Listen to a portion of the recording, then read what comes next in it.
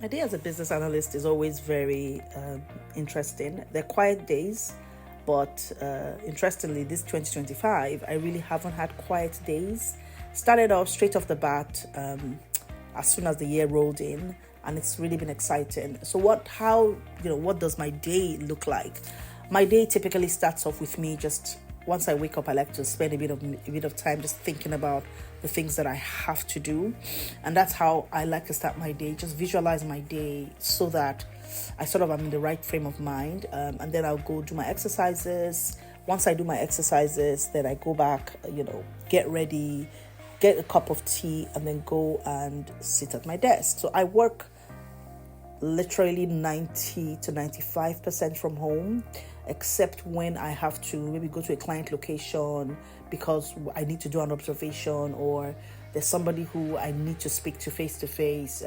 Ordinarily, I'm usually at home, working from home, and that's very convenient, but it means that I spend a lot of time sitting, which is why I like to have breaks in between. So part of my day is little breaks in between my day. So every hour I try to walk around for about 5 minutes to stretch my back and just be sure that my posture is not being compromised. So I start off my day, my work day now. So I've made my tea, I've done my exercise, I take a look at my calendar. So what do I have on my to-do list? And that's very important for me because my days can be really busy. Not every day, but some days can be really busy. And so once they're really busy days, that calendar really just helps me. My checklist really does help me know what it is that I'm doing. Now, I ensure that what I have on my checklist aligns with what I have on my calendar, because typically my checklist are usually my prioritized items, knowing that I have to do these things, and it could be following from the previous day. And so I would look at that checklist, align it with the calendar, be sure that I have enough time for it. My calendar usually has meetings that have been pre-scheduled. So if I had a meeting that I hadn't pre-scheduled and I needed to schedule it in, then of course I would go ahead and schedule in those meetings. Sometimes I would have to call the person I'm going to be talking with if I can't see availability on the calendar, just so that I understand if they blocked it off for a reason or if they truly have no availability. Align my calendar, align my to-do list, and then I would start work. So I typically start work at 9:30, which is 9:30. And what happens once I get in at 9:30 is I do catch-up meetings. And so I'm scheduled for my first catch-up meeting at 9:35. We have that catch-up meeting for about 15 minutes. So it's like a daily sprint. And I have 3 of those catch-up meetings. It's just catching up with what's going on. Is there something that I need to do? Is there a blocker that they would like me to help them out with? Whatever the teams are. And I have 3 of those meetings with like a 5 minutes break in between. And that really does set the tone for my day, because sometimes based on those meetings, I then have to take action on some of the action items that were raised during the meeting. And what that meeting, why you would notice I said I had 3 of those meetings. So one of them, so let me go back a little bit. Currently, I'm working on a project with an external client from my organization. My organization is a consulting organization, and so it's a business management and IT services organization. And we are one of the contractors that are working with an organization who just bought over another organization. Now, this organization is UK based, but they do have offices in the US. But the one that they bought is fully a UK based organization. However, there's some departments that would need to align with what happens globally across really all of their locations. So I am currently working on that project as the change project manager. And so what happens is I need to look at all of the work that they do across departments. And when I say work, I mean workflows. And I need to then find the common places, what is common in all of these in all of the departments. That becomes like my green point. And then what is not common is then becomes what I need to tackle and sort of align it from this newly acquired organization to the mother, if I can use that word, organization. And that it's really very, very interesting.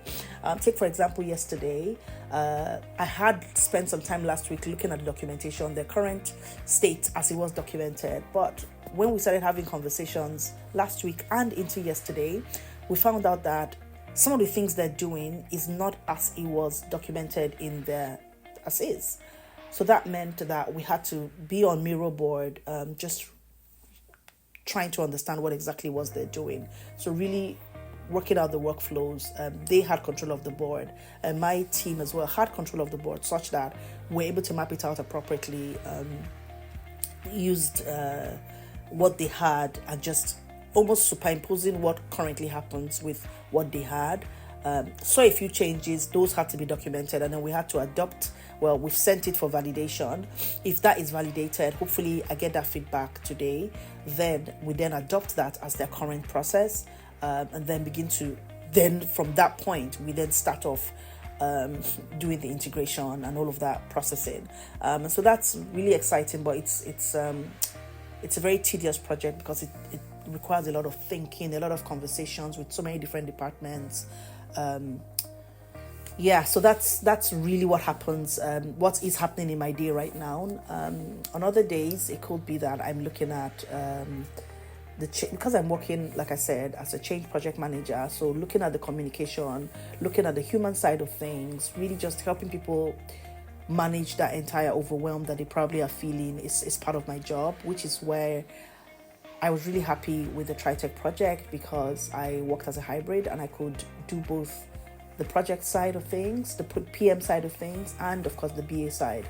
So my PM skills really are helping right now on this project because of the work that I'm doing.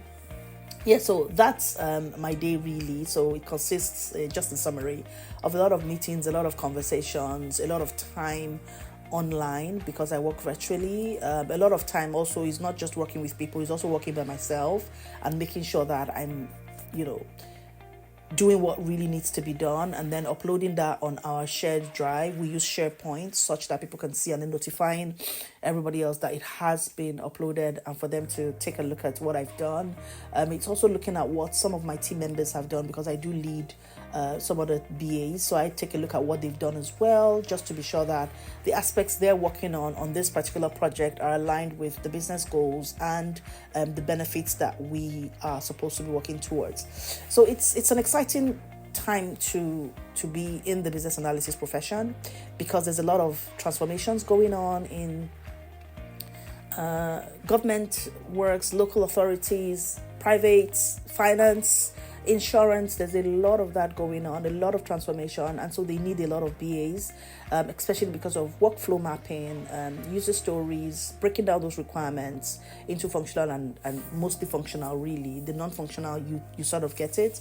But yes, it's usually quite a busy day, but I wouldn't trade it for anything. Thank you so much.